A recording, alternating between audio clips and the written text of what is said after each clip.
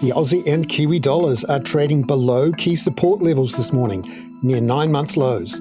That's because the US dollar is strong on high US rate expectations and commodity currencies are struggling because of China's cooling growth. That's coming up in our 5 Things in 5 Minutes. And in our bonus deep dive, we hear from Krystal about what El Nino means for inflation, especially this time that fuel and fertiliser costs are high. Last time they weren't. We had a very strong El Nino event in 2015, 2016, but we didn't see a very sharp rise in food inflation. But first, in 5 and 5 with ANZ, the Aussie dollar is trading at 9-month lows, just below the key 65 US cents mark this morning. And the Kiwi dollar has also dropped below a key level. It's now at 59.75 US cents. And went as low as 59.5 cents overnight. ANZ's head of FX research, Marjabeen Zaman, sees a couple of factors at work here. The US dollar is stronger because the US economy has been so resilient and US interest rates are staying higher for longer. And the New Zealand and Australian dollars tend to be more exposed when there's concerns around China's economy. Remember, of course, China is the largest trading partner for both of those economies. The ongoing pessimism in China has broadly impacted, risk currencies, looking at whether it's Aussie dollar, Kiwi dollar, and to some extent even the euro. With the economic data in China, which we have seen over the last week and, possibly this week, I think we will see Kiwi dollar, Aussie dollar continue to move lower in the near term on the back of this data. And I think the correlation between this remains pretty strong. Number 2, stock markets in China and Hong Kong dropped as much as 2% in overnight trade, although they recovered slightly in late trade. That's on concern about payment defaults on Friday by one of China's largest wealth management product companies. Since this news on the potential default involved one of the largest trust companies in China, with also some investment by a central government-owned, state-owned companies. So the market reacts to that quite strongly. And we really need to watch closely how this event evolves. Number 3, US retail sales data due tonight is expected to show 0.5% growth in core sales in July. But ANZ senior international economist Tom Kenny sees a risk it might be lower for 3 reasons. Firstly, jobs and wages growth has been cooling in the US. And secondly, the monetary policy tightening of the last year is really now squeezing on lending to households. Here's Tom with the last one. And thirdly, the excess savings that a lot of the households accumulated over the pandemic era in relation to government-related funding there, that's largely run out at present. So that was boosting retail spending to the tune of around about $100 billion per month in recent months, according to some Fed studies. In coming months, the moratorium on student debt relief is likely to be another headwind for spending. Number 4, we're also looking out for wage inflation data out of Australia later today. ANZ's head of Australian economics, Adam Boyton, is forecasting the wage price index will have risen 0.9% in the June quarter. Now that's up a tad from 0.8% in the March quarter, but it's still relatively subdued when you look at the annual inflation of 3.7% unchanged. Adam sees 2 reasons why Australia's numbers have been a bit lower than others until now. The first is that the wages bargaining or determining process in Australia tends to be a bit more institutionalised than in some other economies. So we have an annual minimum wage decision, which doesn't just impact the federal minimum wage, but also the minimum wages for a range of awards. And then enterprise bargains are a feature of the Australian wages system, and these are arrangements between companies and their employees that can run for a number of years. So what we're starting to see now is enterprise agreements or enterprise bargains that are being negotiated now are generally paying higher wage increases than those ones that were struck a few years ago. And we're going to increasingly see a bit of a pickup in the wages data here. Number 5. But as Adam says, the real action for Australian wages and for the RBA to watch like a hawk is likely to be in the current September quarter. That's when the recent minimum wage increase flows through into pay packets.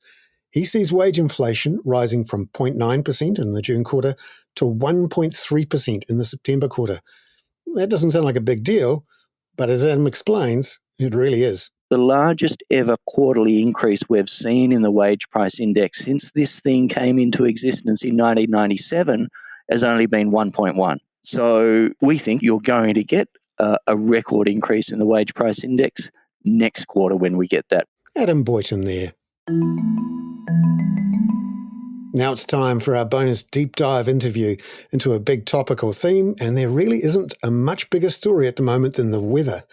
And in the Asia-Pacific region, El Nino has officially been declared to be back, and it's likely to hit agricultural production over the next year.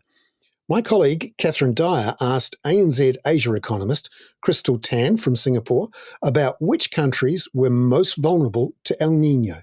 From an agriculture production perspective, Thailand does stand out as more vulnerable because its year-to-date precipitation has been well below historical ranges. So as a result, water levels in some of the key dams are quite low. So on top of this, we have expectations of a drier than usual rainy season. This is causing concerns about water supply, and the government has also started to respond by encouraging farmers to just restrict their crops to just one this year instead of the usual two, and also considering maybe curbing rice farming in some areas where the water supply situation is more dire. But if we consider import dependency and inflation sensitivity, then I would say it's the Philippines that stand out. So as things stand, we have seen a pretty sharp rise in the prices of rice, which is a staple in the region's diet. So this is a key concern. And Philippines has a challenging combination of both a high dependence on imported supplies for rice and also rice making up a very large share of its inflation basket at 9%. And what about palm oil production? Yes, palm oil production is also a concern because drier conditions in Malaysia and Indonesia, which together account for something like 80% of the world's palm oil production, is going to be a challenge because if we end up with dry conditions that result in a higher risk of forest fires, that's going to have a negative spillover impact on palm oil production.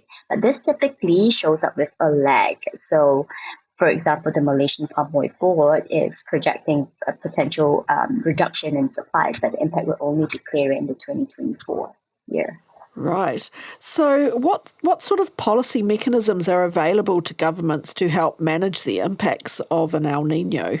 So we see well-targeted policies such as managing food reserves, such as deploying price stabilization measures, or also providing financial support to affected farmers that can help mitigate some of the adverse effects of El Nino on both growth and inflation. So far this year, what we've seen is that India has started to impose export restrictions on sugar and rice in order to cap domestic prices. And in Malaysia, we also have price controls in place for rice. In Indonesia, authorities there have been distributing rice assistance. So policymakers are well aware of the risks that an El Nino entails and are starting to put together some mitigating measures. Okay, are some of those governments in a better position to act compared to others? Yeah, I mean, if we consider from a fiscal point of view, if we look at how much fiscal space each economy has, Indonesia does stand out as having a better fiscal buffer. So its fiscal position this year has been very strong thanks to revenue collection in the year to date just being exceeding targets. So it does have quite a lot of buffer to deploy if it so desires in order to keep prices in place. And also countries that have moved earlier in terms of securing imported supplies, in terms of buffering their food reserves, will also be in a better position to manage price volatility in the coming months. ANZ's Krystal Tan there. I'm Bernard Hickey. That was 5 and 5 with ANZ for Tuesday, August the 15th.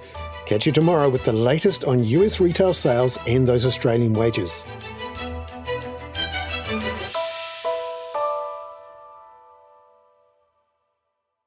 This podcast was recorded for publication on behalf of ANZ.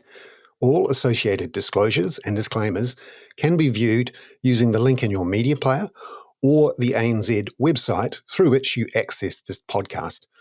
All care has been taken to report the views of ANZ Research in the creation of this podcast, but as an independent host, Any differing interpretations are strictly mine and not ANZ's. Feel free to contact your ANZ point of contact with any questions.